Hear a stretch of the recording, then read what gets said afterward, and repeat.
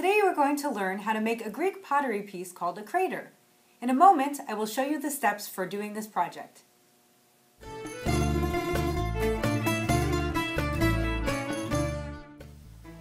The materials you will need for this project are red self-drying clay, black acrylic paint, a plastic butter knife, some thin paint brushes, a sharp pencil, a piece of canvas, some palette paper, a cup of water, and some gloss medium and varnish to finish your piece at the end.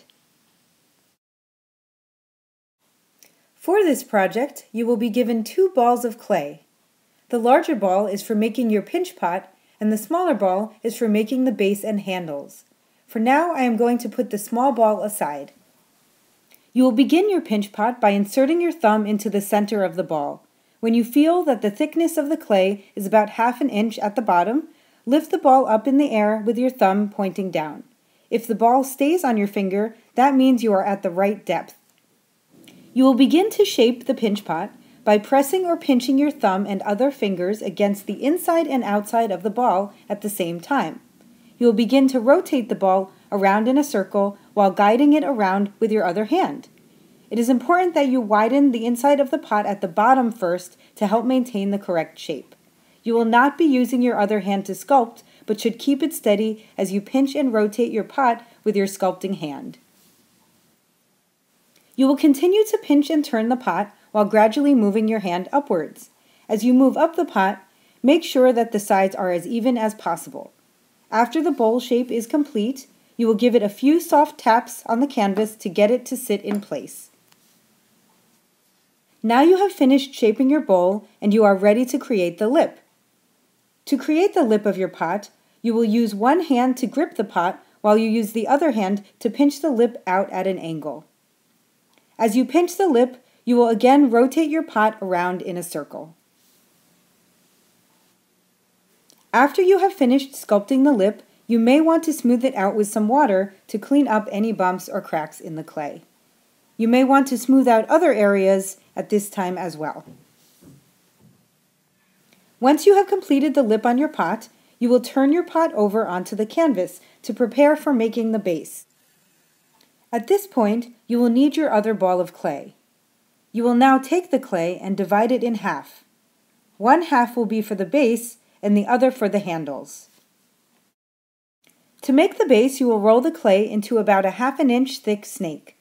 When the snake is of even thickness from one end to the other, you will bend it into a ring or donut shape. Check that the ring of clay fits nicely on the bottom of your pot.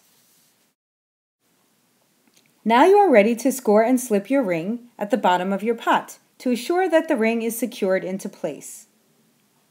To do this, you will use a sharp pencil to make hatch marks in multiple directions in the area that you will be placing the ring. You will also take a moment to score one side of the ring. Once both sides are scored well, you will use your fingers to add a good amount of water to the scored areas. Then you will carefully press the ring of clay onto the bottom of the pot. Try your best not to push down too much and damage the shape of the pot. The next step is to sculpt the base of the pot to look more like ancient Greek pottery. You will do this by gripping the pot with one hand and pressing into the base at a 45-degree angle towards the center of the pot.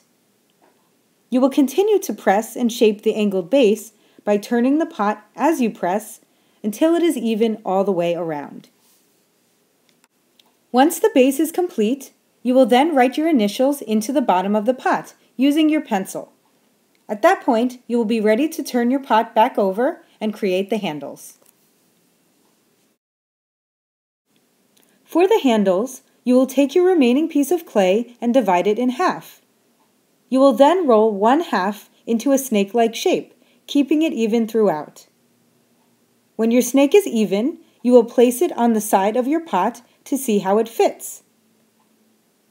When the first snake is complete and you are happy with the size, you will make a second identical snake, matching them up for accuracy. At this point, you will proceed to score both the pot and the ends of the handles. When both sides are well scored, you can add water to all 4 areas and secure the handle in place. To make sure it is well secured, you can carefully press from the inside of the pot out to the handles. Repeat these steps for the other handle.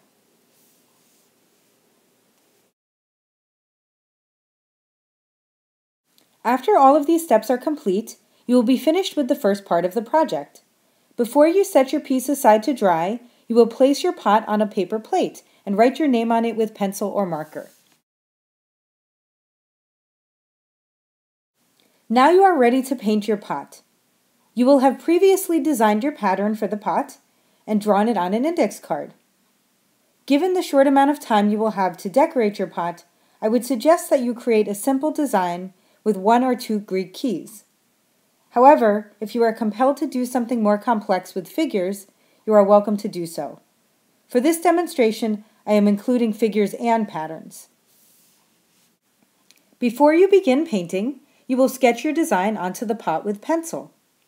I would suggest drawing the lines for each section out first to help you conceptualize the spacing for your design.